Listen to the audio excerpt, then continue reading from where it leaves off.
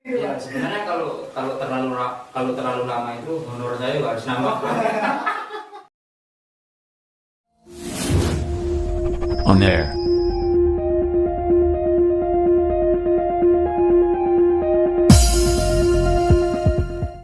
Assalamualaikum warahmatullahi wabarakatuh.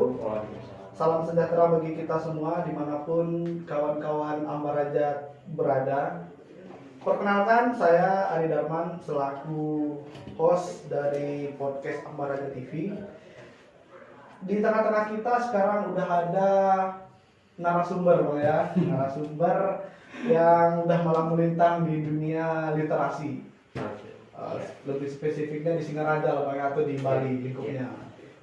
Jadi gini Bang, di episode pertama kita ini yang Ambaraja TV berinisiatif untuk berinisiatif untuk melangkah ke yang lebih baik lagi di dunia media gitu. Jadi gini Bang, episode pertama ini berhubungan dengan momentumnya di bulan Oktober ini adalah memperingati Sumpah Pemuda gitu Bang. Jadi gini, menurut Abang, bagaimanakah kalau kita membahas tentang topik tersebut? Iya boleh. Oke. Nanti kalau salah kan tinggal minta maaf. Oh iya, ibaratnya kita sama teman-teman sekalian kalau ada kesalahan nanti bisa dikritik atau diluruskan. Gitu. Gini Bang, di era milenium sekarang atau di era yang sudah sangat berkembang sekarang ini, saya kira perjuangan pemuda masa lampau itu udah agak sedikit dilupakan oleh pemuda-pemuda sekarang.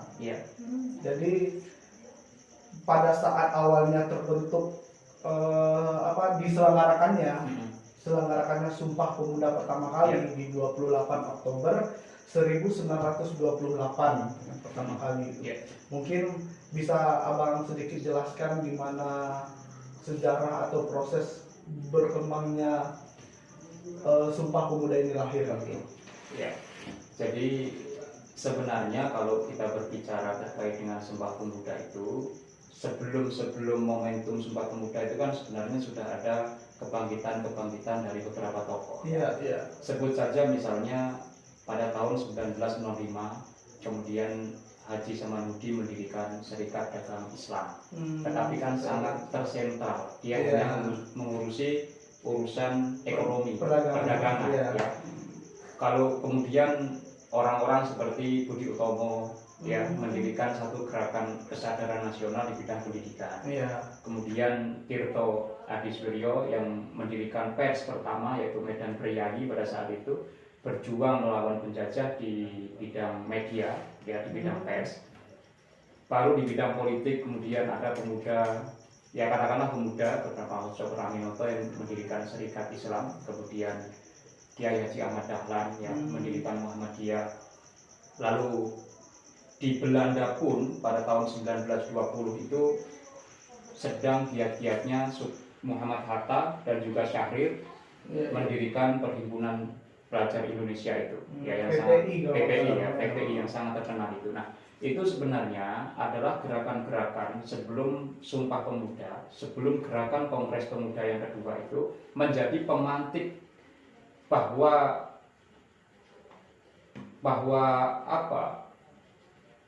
ketidaknyamanan kita sebagai bangsa itu dijajah itu sudah mengkristal pada saat itu.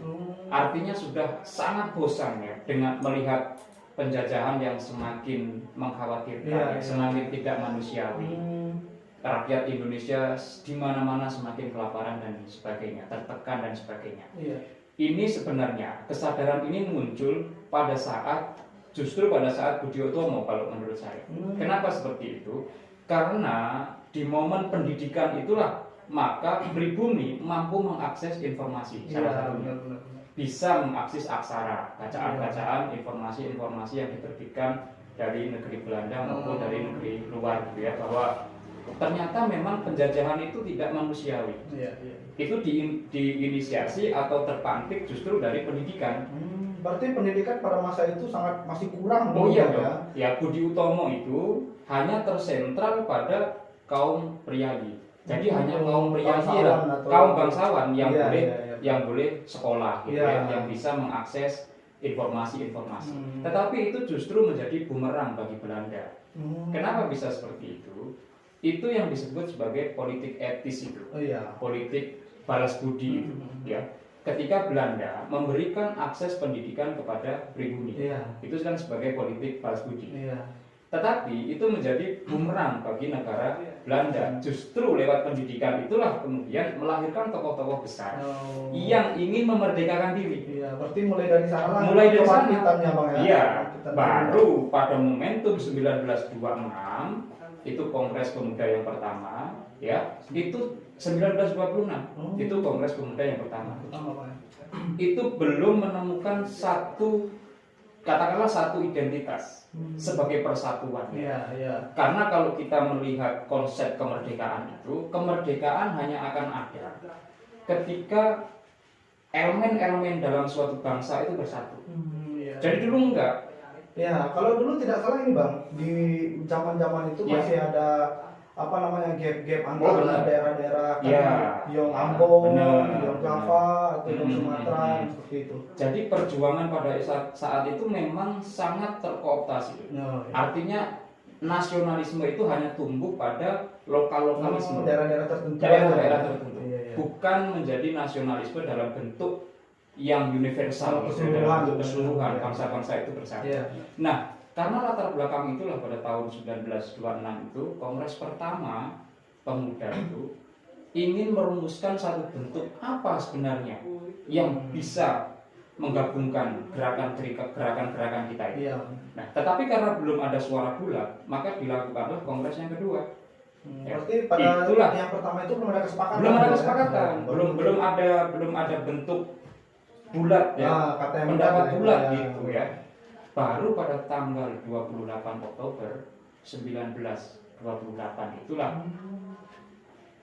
orang-orang tokoh seperti Muhammad Yamin, ya, kemudian orang-orang semacam Sugondo, ya, terus kemudian W.R. Supratman, ya, itu membentuk satu pemikiran bahwa ternyata ada satu kata yang kemudian bisa menyatukan, Iya. yaitu Indonesia. Indonesia. Indonesia itu ditopang oleh trilogi itu, ya, satu bangsa, satu nusa, dan satu bahasa. Oh, sehingga itu yang dijadikan sumpah bagi para Itulah yang pemuda dijadikan ya. sebagai sumpah pemuda. Iya, iya. Dan memang pada tahun-tahun itu nama Indonesia itu sedang bergulir di mana-mana, bahkan di Belanda. Iya. Bahkan Muhammad Hatta dengan PPI-nya itu mengatakan bahwa negara itu harus bernama Indonesia. Kemudian Tan Malaka juga, Iya, iya. ya. Berarti udah apa nama Indonesia ini Iya, mulai sudah berkembang. percikan-percikannya Ya, itu sudah ada.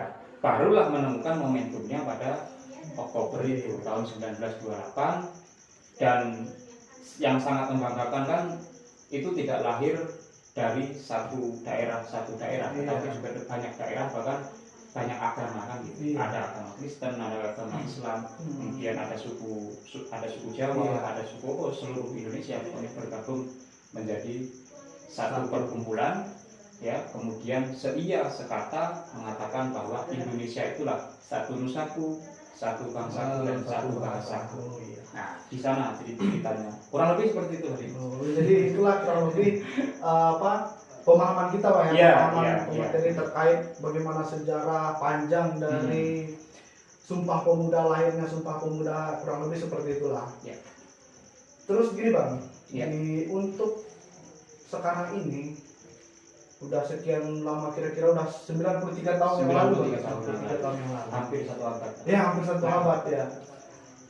Makna Sumpah Pemuda itulah yang saya kira agak kurang dari Ya. pemuda-pemuda sekarang gitu. Benar. Nah, sebenarnya bagaimana sih cara kita pemuda sekarang itu memaknai gitu? Ya. Memaknai Sumpah Pemuda yang udah berpuluh-puluh tahun yang lalu dibentuk atau dikerahkan oleh para Ya. pemuda-pemuda terlebih dahulu. Oke. Generasi kita itu, generasi muda kita hari ini itu kan sangat jauh dari sejarah. Iya. Ya, sangat jauh dari sejarah. Bayangkan 93 tahun itu waktu yang tidak singkat Iya, benar. untuk memahami bagaimana konteks dan juga kejadian pada saat itu. Iya. Karena kita tidak sezaman dengan mereka. Tidak zaman itu. Nah, Di dalam trilogi Sumpah Pemuda itu kan yang pertama kan ada nusa, ada bangsa, dan ada bahasa. Kan? Nah, ketika kita melihat dari konteks bahasa saja, ini sebenarnya kita sangat sulit katakan bahwa hampir seluruh masyarakat Indonesia itu bisa berbahasa Indonesia. Apalagi dengan serangan generasi muda hari ini lebih suka ngomongnya itu campur-campur, ya enggak? Which is, yang gitu-gitu orang-orang Jaksel gitu. Iya. Oh, which is, ya. Terutama daerah-daerah metro-metro. Benar.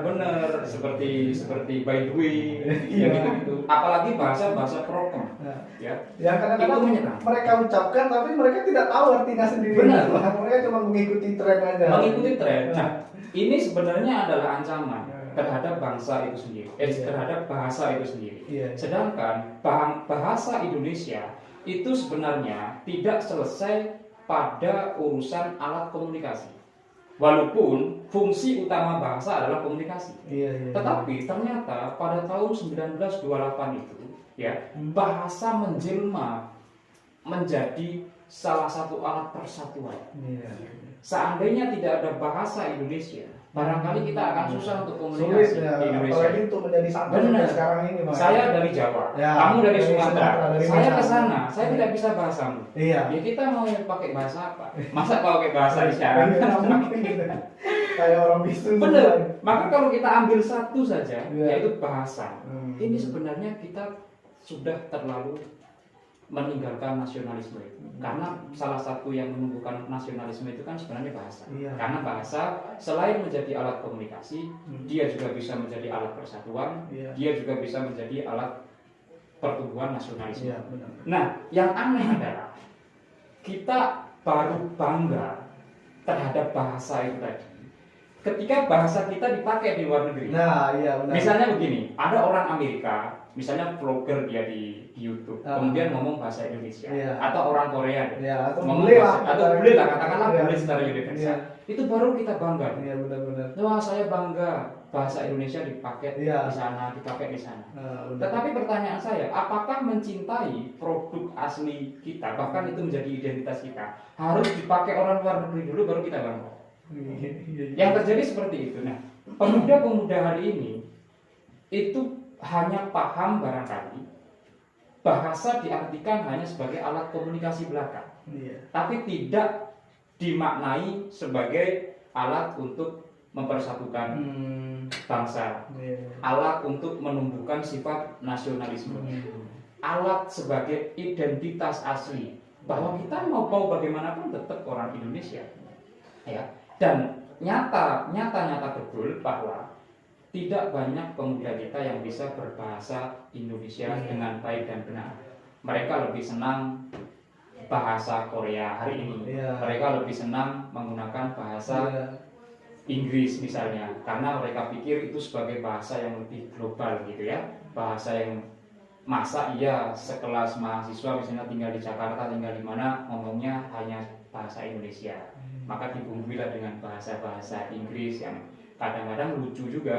Dia ngomong bahasa Inggris kemudian diterjemahkan sendiri menggunakan bahasa Indonesia. Nah, itu sebenarnya konteks pemuda hari ini dengan semangat Sumpah Pemuda itu sangat redup. Sangat redup. Kalau dari segi bahasa kurang, ya. Belum dari segi nusa dan bangsa. Benar-benar. Dari bangsa sama juga bahwa kesukuan hari ini sebenarnya nasionalisme kita itu juga nasionalisme yang sangat kedaerahan. Sangat kedaerahan. Banyak contohnya. Seperti misalnya kejadian ketika teman-teman Papua di Surabaya yang dulu itu ya, kemudian disebut sebagai terjadi konflik dan sebagainya. Itu terjadi ya karena memang kita mau tidak mau kedaerahan itu tetap ada. Ya, misalnya begini, ketika saya pertama kali lah ke Singaraja gitu ya, pasti pertama kali yang saya cari ya orang Jawa. Yang pertama kali kita temui ya pasti adalah orang yang sedaerah dengan kita. Apalagi kita mahasiswa perantau ini. Benar. Ya, artinya apa? Kedaerahan itu bagaikan api dalam sekam yang sewaktu-waktu jika itu dipantik maka api itu akan membakar. Nah, dengan adanya konteks Sumpah Pemuda itu harusnya kita sudah selesai dengan perdebatan antara ras, suku, agama dan sebagainya. Sudah finish di sana. Harus finish di sana Ya. karena pemuda-pemuda founding father kita sudah sepakat di sana. Iya. Ya kan? Benar-benar. Sebenarnya itu sudah menjadi sesuatu yang tidak lagi dipermasalahkan. Tapi nyatanya masih banyak. Ya, tapi gini Bang, permasalahan-permasalahan yang seperti itu tadi ya, termasuk dalam segi bahasa atau rasisme lah terhadap Ya. bahasa gitu. Ya. Itu dikarenakan masih adanya gap-gap antara ke daerahan gitu kan. Ya kayak kita abang orang Jawa, saya Ya. orang Minang. Nah, bahasa inilah kadang-kadang bisa menjadikan perpecahan gitu. Benar, justru ya. Jadi gini, apakah itu tergantung pribadi orangnya atau memang secara keseluruhan itu agak sulit kita menyatukannya? Iya. Bisa jadi iya. Bisa jadi karena memang itu kembali kepada pribadi masing-masing. Iya. Karena kalau misalnya kita menjadi pribadi yang open minded, ya nggak bisa mungkin seperti itu. Nah, saya kan sudah ke barat-baratan open minded. Sebenarnya bisa dari saya bilang kan orang yang berpikiran terbuka. Iya. Ya, kira-kira begitu. Tetapi mau tidak mau sebenarnya banyak faktor yang menyebabkan itu. Salah satunya tentu saja politik. Ya, benar. Terus kedua media juga ikut campur tangan di sana. Iya. Ya, artinya tidak benar-benar alamiah terjadi seperti itu. Memang ada beberapa orang yang memang sengaja menginginkan hal itu. Iya. Ya, kita memang tidak punya bukti secara real, tetapi bukti-bukti secara terpampang ya, apa yang dilakukan oleh media, kemudian apa yang dilakukan oleh politisi itu benar-benar kadang-kadang menggiring kita untuk menjadi orang yang sangat kesukuan, menjadi orang yang sangat fanatik terhadap sesuatu. Ya, tahun 2014 sudah jelas ya kemana arahnya. Ya, oh ya. Ya, kemudian kalau belakangan terjadi ketika teman-teman dari timur menginginkan hak-haknya, Ya. terus bagaimana respon orang-orang barat dan sebagainya kan gitu.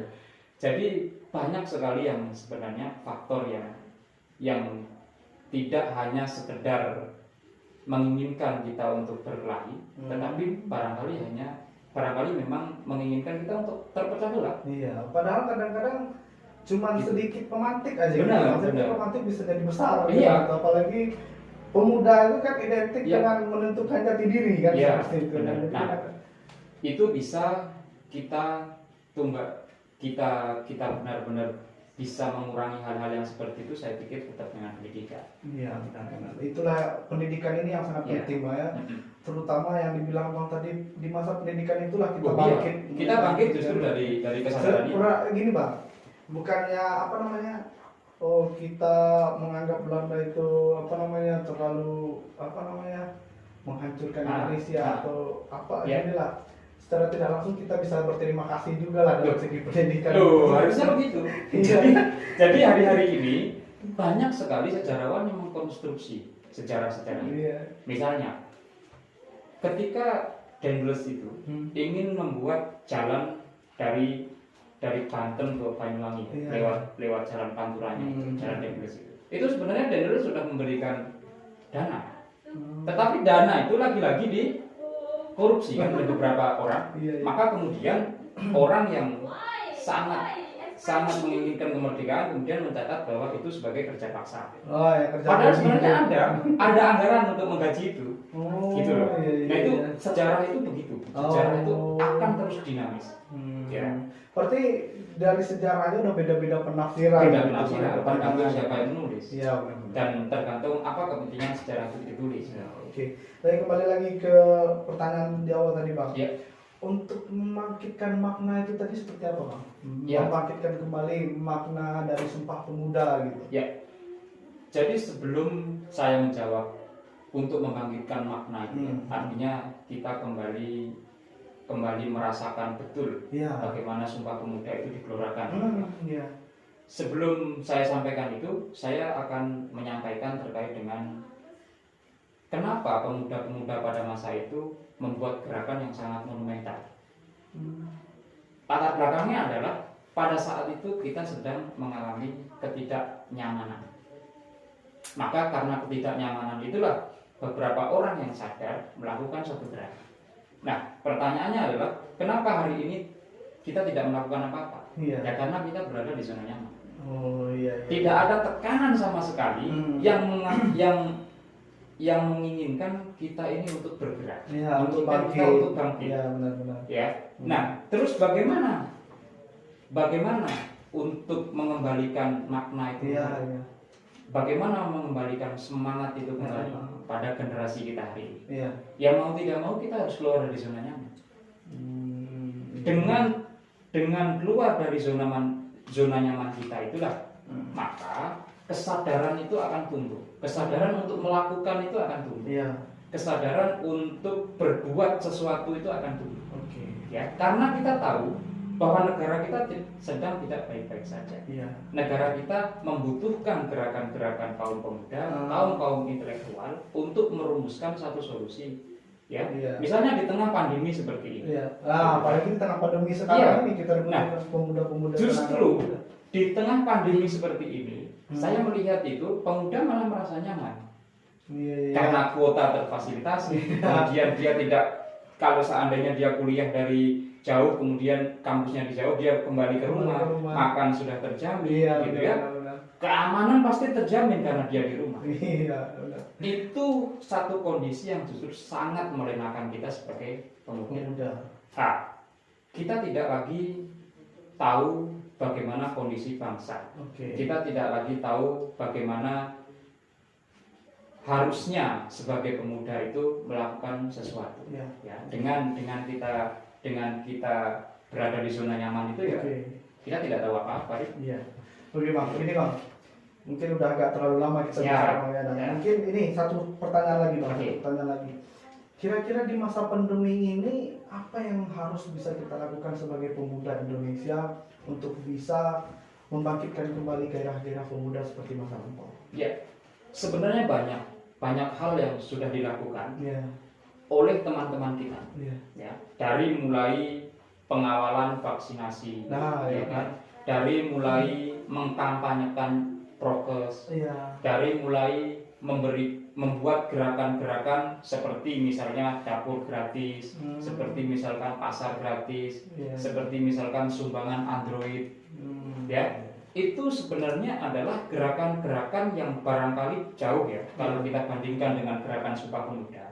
Tetapi itu menjadi satu pemantik yang kalau kita lihat dari sudut pandang itu sangat mengharukan. Sudut pandang lain itu sangat mengharukan. Saya pun sangat terharu ketika teman-teman melakukan open donasi, kemudian bagi-bagi makanan gratis di jalan-jalan, bagi-bagi pakaian gratis. Terus kemudian ada gerakan-gerakan seperti yang dilakukan kalau di Singaraja, seperti yang dilakukan oleh Kepala Desa Tembok,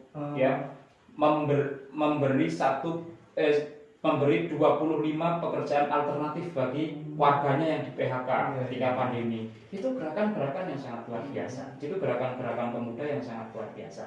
Nah, sebenarnya kita bisa ikut walaupun tidak secara maksimal, tapi kita bisa ikut, paling tidak mengkampanyekan tentang prokes. Itu yang paling mudah saya pikir.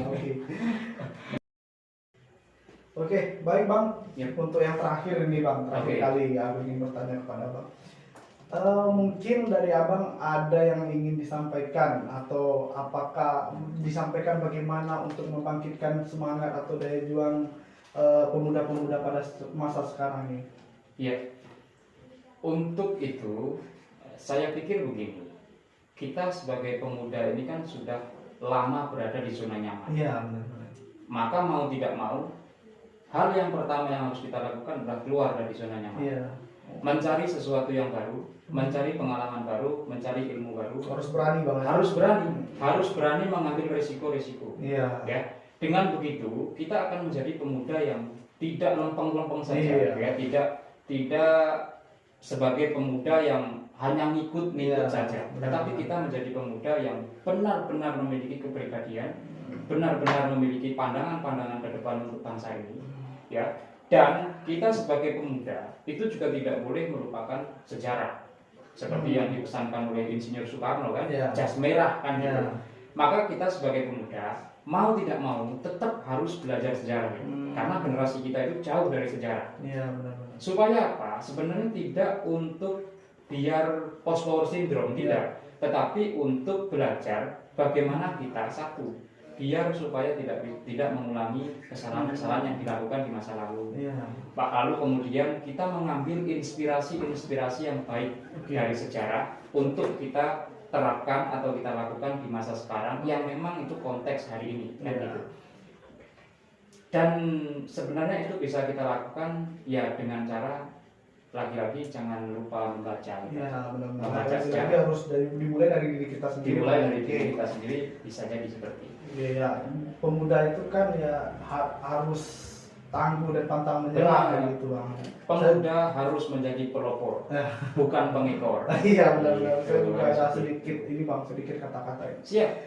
Masa muda ini adalah masa yang tepat untuk menghabiskan masa gagal kita. Semangat. Saya pikir kata-katanya itu kayak Rhoma Irama. Berapi-api. Baik, sekian saja podcast dari Ambaraja TV yang pertama ini. Ya. Semoga dari teman-teman bisa menikmati podcast dari kita ini dan bisa berkelanjutan sampai terus-menerus Bang ya. Amin. Berjalan lancar. Amin. Oke, terima kasih Bang atas penyampaian materinya. Siap. Oke, terima kasih dari teman-teman yang sudah menyampaikan. Assalamualaikum warahmatullahi wabarakatuh. Waalaikumsalam.